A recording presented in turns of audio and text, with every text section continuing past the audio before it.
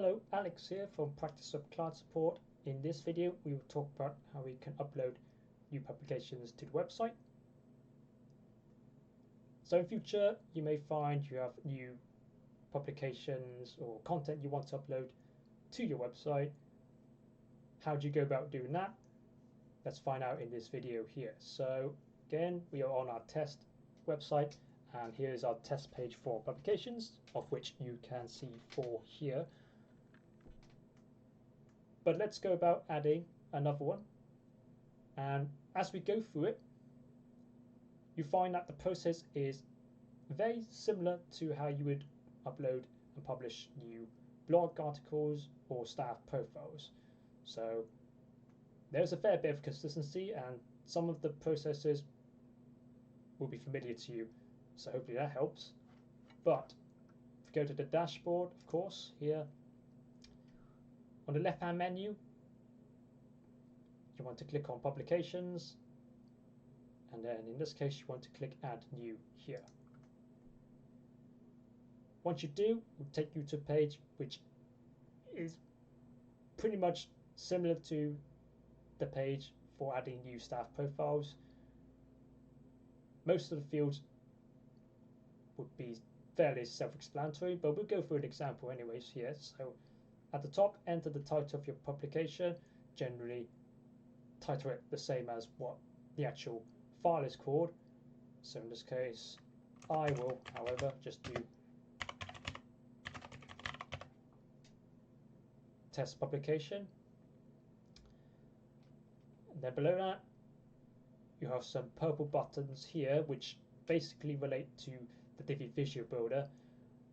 You can actually ignore clicking on these because the publications themselves will have their own template. These just appear as default, so ignore those, but come straight into here, and this is where you can go to craft the elements of your publication. So first off, we have an option for cover image. So if we go back to the publications page, you can see that each one has a cover image applied to them at the top here. These are essentially the same as the featured images you would find on your blog articles, so they are optional, but if you like to apply a cover image, then you would go through the same process of uploading new imagery to your website via the media library. So go back here, if I click add image, of course it will open up the library. I will just pick one we already have, so this one for example. Then if you go below, we have a field called publication file, which you will notice has a red star next to it. This is the mandatory field. This is where you actually go to upload the file. So we click add file. If you're uploading a new file, then again click upload files, the tab here, and then click select files to upload from your computer. I have gone ahead and uploaded the PDF already, so this is it here. We just select it from the listing, and as we can see, this has been successfully applied, so we can move on.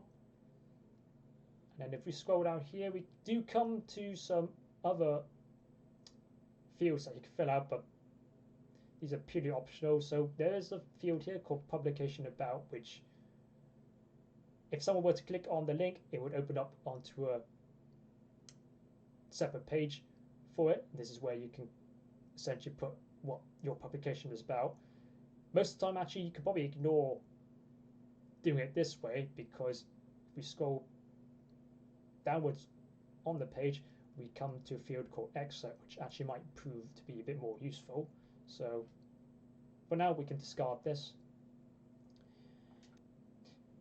and then we come on to the fields here for publication document type and publication topic. First off, document type. So this allows you to specify the type of publication you are uploading. So for example, you might find you are uploading a publication for fact sheets, so PDF listing various facts and figures. you might like to break that down as a fact sheet, or you might decide you want to upload a publication that is for data insight. So basically a report of different metrics, such as, say, diversity report of your business. You might like to specify the document type of that. In this case here, we are uploading insider or practice updates, which basically is our own content for the monthly publications that we do. So in this case, I am uploading an insider, so I will just pick that as an insider. But again, you can bracket it down to your own particular needs here. And you can even add new ones here if you click the plus icon to add new document type. If, for instance, you want to upload something that is not previously listed. And then if you come to publication topic, this is essentially the category of what your publication is about. So again, if we click into here, the options we have is for property or VAT, fairly common topics within the accountancy sector. But again, you might decide to upload something for payroll or income tax. You can specify the particular topics of what your publication references. Again, you can add new topics here if it's not previously listed. If you imagine on your website you have multiple pages, and on each page is listed publications relating to that topic. So for example, you have a page for payroll, and that's listing all of the publications for payroll. And then you have another page for income tax, and it's listing all the publications for income tax. When you come to upload a new publication, how do you tell the system where to upload that particular PDF file? And again, you do it through these two here. So it'd be more the case of topic in this case. So on your payroll page, you would have a filter that will check against new publications for payroll, and if the topic for payroll is applied, it would then show on that page, and then vice versa for any other pages. So if we had a property page, obviously dedicated to property, we would select property here, and then it would show only on the property page and not any other page as well, providing of course that the pages are also configured correctly. But in this case we don't have that, so what you'll find is once we publish this, it will just appear on the main publications page. And if we come down here, we have a section for publication gated content. Now you may find on other websites, if you wanted to download or view a resource, you have to fill out a form first where you would provide your various personal and contact details before you can actually access that particular file. This is what gated content is. So if you want your visitors and clients to fill out a form before they get to read your PDF file, then you can select the gated option here. In this case, I will just leave it blank. We will discuss gated content in another video though. For now, we'll just move on with uploading a file. And if you remember what we talked about earlier, the excerpt field,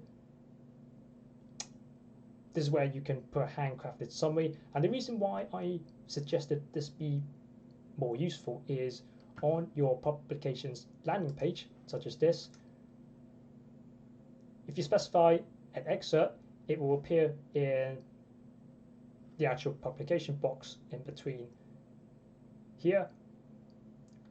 So when your visitors and clients are viewing your various pages, they would actually see on the page itself a little bit of a snippet of what your file is about.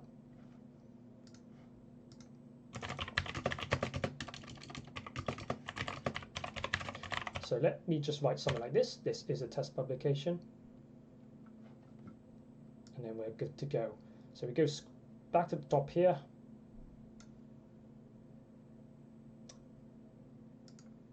And before I publish, quick summary, specify the publication title, the featured image in this case, and the publication file.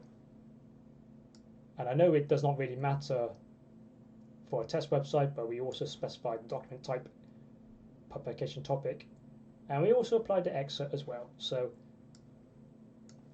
that's probably enough of that. Let's click publish. So obviously click publish again if you want to publish your own publications. But if we go on to our landing page now, and what you may find, if nothing changes about it, we can just refresh our page.